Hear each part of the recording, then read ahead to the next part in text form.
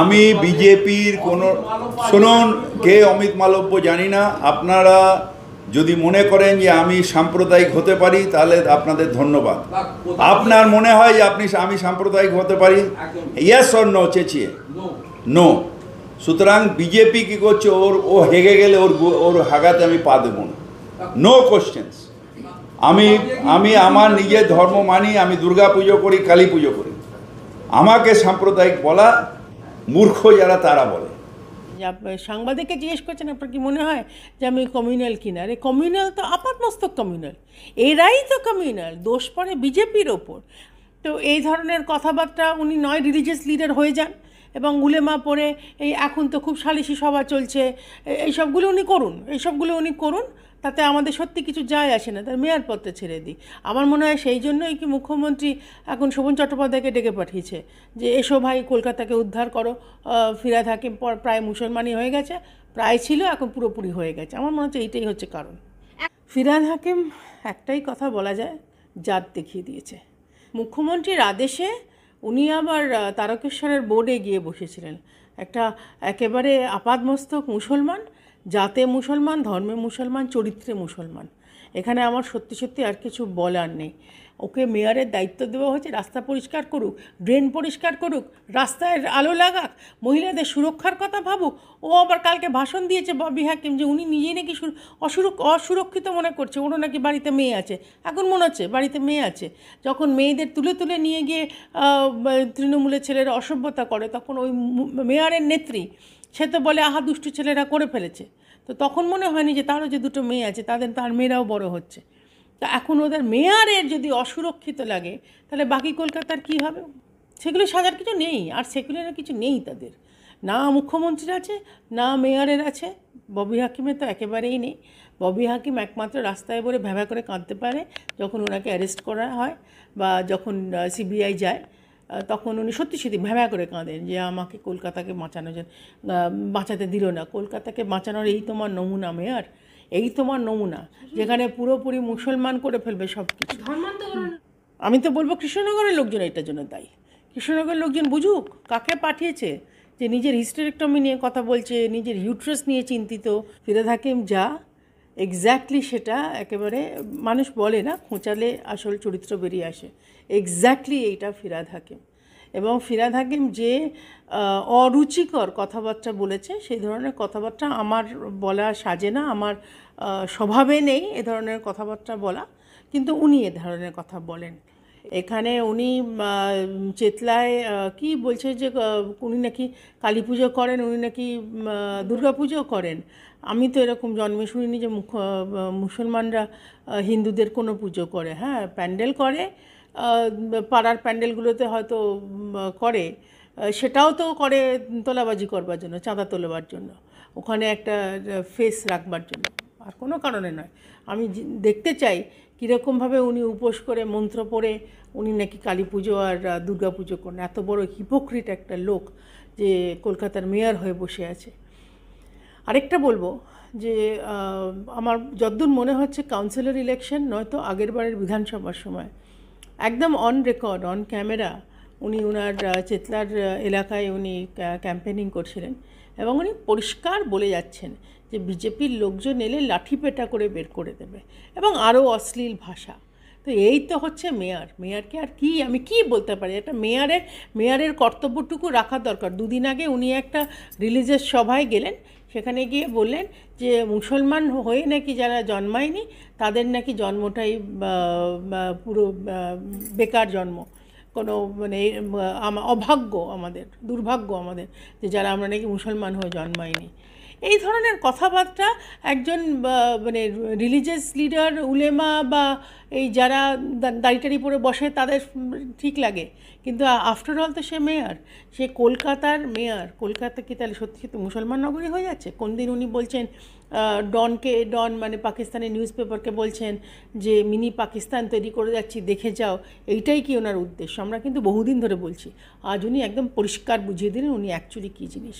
আজকে যারা মুসলমানদের বলে যে সমস্ত মুসলমানরা আমাদের ভোট দিক, যারা মুসলমানদের মানুষ বলে গণ্য করে না, শুধু ভোট ব্যাংক বলে, এবং সুবিধে মতন কোন দিন চলে যাচ্ছে গেছে ইফতার পার্টিতে টুপি পরে ওইসব হালিম টালিম খেতে, কোন দিন চলে যাচ্ছে মুসলমান সভায় বক্তৃতা রাখতে, গিয়ে বলছে যে মুসলমান ছাড়া নাকি জন্মটাই একেবারে বেকার গেল, দুর্ভাগ্যদের জন্ম। ধর্ম নিরপেক্ষ বলে এখন আর সত্যি কিছু নেই। পশ্চিমবঙ্গ প্রায় মুসলমানদের রাজত্ব হয়ে যাচ্ছে, প্রায় পশ্চিম বাংলাদেশ হয়ে যাচ্ছে। মানে এটা আমার খুব লজ্জা করছে বলতে। আমি অত্যন্ত গোঁড়া হিন্দু, 200 বছরের পুরনো দুর্গাপুজো হয় এবং আমি খুব গর্বিত হিন্দু। সেখানে আমার খারাপ লাগে যে আজকে হচ্ছে 7 তারিখ, গতকাল 6 তারিখ ডক্টর শ্যামাপ্রসাদ মুখার্জি পশ্চিমবঙ্গের জনক বলি আমরা তাকে। তার জন্মজয়ন্তীর দিনও আমাদের সকালবেলা টেলিভিশনে আলোচনা করতে হচ্ছে যে মুসলমানদের সালিশি সভা বসছে, মুসলমানদের নিয়ম অনুযায়ী ওদের লেখাই আছে যে মহিলাদের বেদপেটা করাই যায়, মহিলাদের পাবলিকলি শাসন করাই যায়। তো সেই ধরনের রাজত্বে যখন আমরা বাস করছি, পশ্চিমবঙ্গের মতন একটা রাজত্বে যখন আমরা বাস করছি, সেখানকার মেয়র মুসলমানদের মতনই কথা বলছে। এবং এইটা যতদিন না হিন্দুরা জেগে উঠবে, বাঙালি হিন্দু অবাঙালি হিন্দু সমস্ত নিজেদের বিদ্বেষ ভুলে 2 টাকা চালের লোভ না দেখে, লক্ষ্মীর ভাণ্ডারের লোভে না পড়ে, যতদিন না আমরা নিজেদের পায়ে নিজেরা দাঁড়াচ্ছি, যারা উত্তরবঙ্গ থেকে তাড়িত হয়ে এখানে এসছে, এবার এখান থেকে তাড়িত হয়ে কোথায় যাবে আমি জানি না। আমরা তো বরাবরই পশ্চিমবঙ্গের মানুষ, আমরা ঘটি, আমরা বরাবরই এখানকার মানুষ, আমরা জমি ছাড়বো না।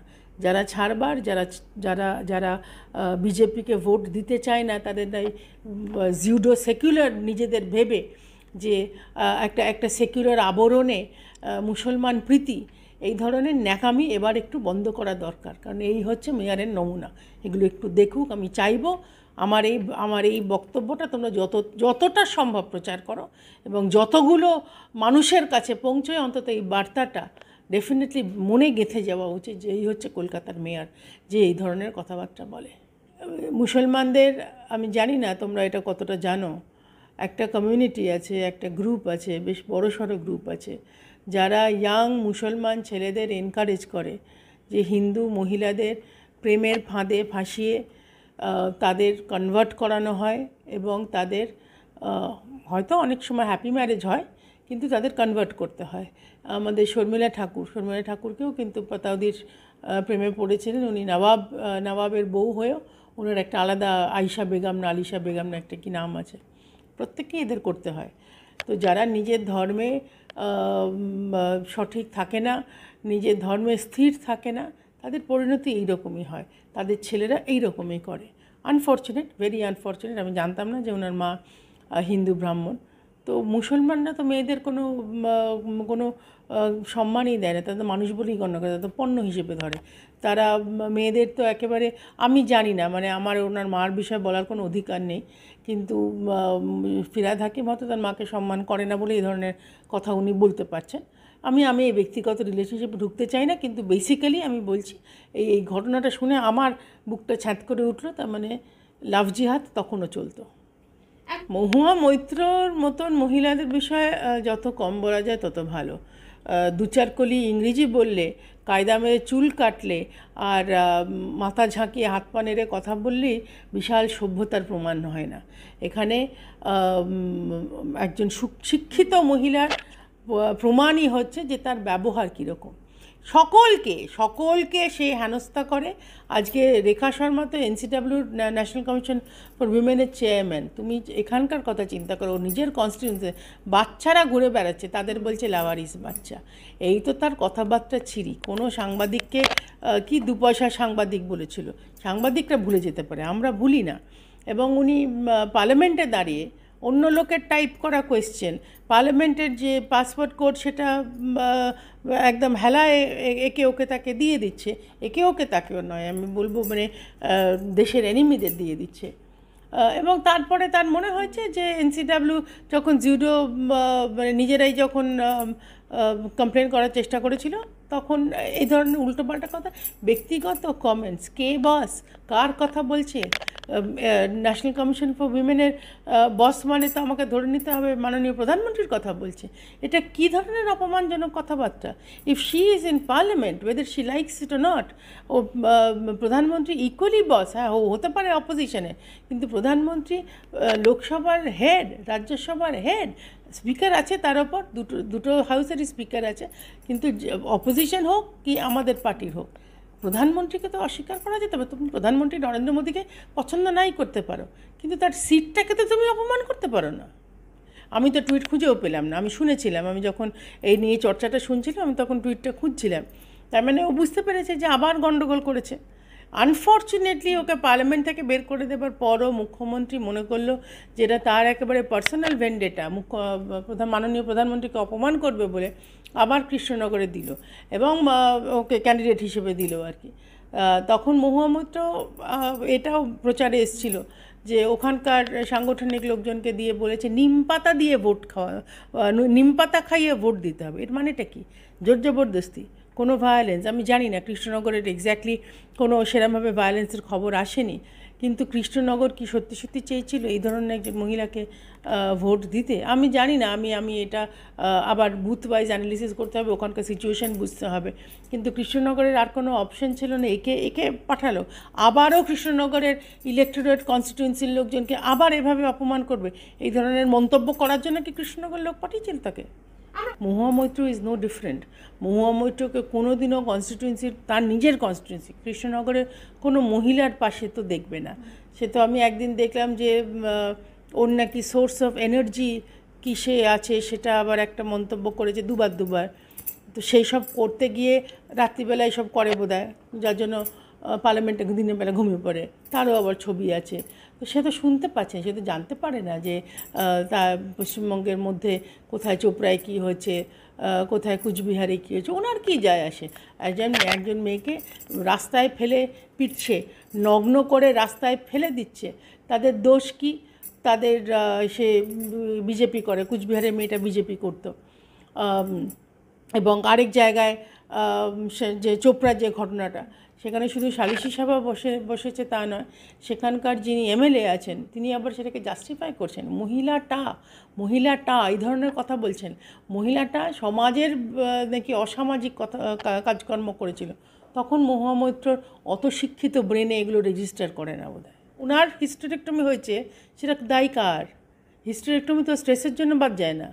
হিস্টেরেক্টমি একটা বয়সের পর নয় বাদ যায়, নয়তো তার ফাংশন বন্ধ হয়ে যায়। এটা তো পার্লামেন্ট, এটা নিশ্চয়ই পার্লামেন্টের কারোর দোষ নয়। বা পার্লামেন্টে কী হয়েছে, তোমার নিজের অসভ্যতার জন্য তোমাকে বের করে দিয়েছে, সেটার জন্য ইউট্রাস বাদ গেছে কি বাদ যায়নি সেটা তো পার্লামেন্টের দায় নয়। আমি শুনে অবাক হয়ে গেছিলাম, ওনার নাকি 3-4খানা জিনিস ওনার ক্ষতি হয়েছে, বাড়ি চলে গেছে, ইউট্রাস চলে গেছে, বয়ফ্রেন্ড চলে গেছে, না সে কিছু বললো। আই এম নট ইন্টারেস্টেড ওর কটা বয়ফ্রেন্ড ছিল, কে কখন ওকে ছেড়ে দিয়ে চলে গেছে, ওর এনার্জির সোর্স কিসে, আই এম নট ইন্টারেস্টেড। কিন্তু কোথাও এই ধরনের অতি শিক্ষিত মহিলারা মানে সমগ্র মহিলা সমাজকে অপমান করে। কিন্তু এত মহিলারা, তুমি জানো কি না জানি না, সেফ মাদারহুডটুকু আমরা অ্যাসিওর করতে পারি না পশ্চিমবঙ্গে।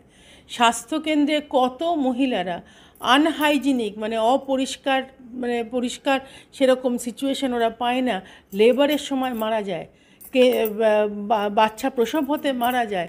সেই ফ্যাসিলিটিগুলো বের করুক। আজকে নিজের জরায়ুর কথা চিন্তা না করে অন্য অনেক মহিলাদের আছে যারা এই এক্স্যাক্টলি এই রোগে ভুগছে, সেই সব নিয়ে তো ও চিন্তা করে না। এখানে এই রাজ্য সরকার তো মহিলাদের জন্য এতগুলো কেন্দ্রীয় সরকারের যোজনা আছে, এখানে তো আনতেই দেয় না।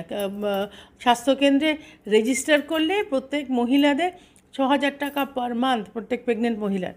সেটা তো মহুয়া মৈত্র চেষ্টা করে না যে এটা প্রযোজ্য হোক কৃষ্ণনগরের মধ্যে।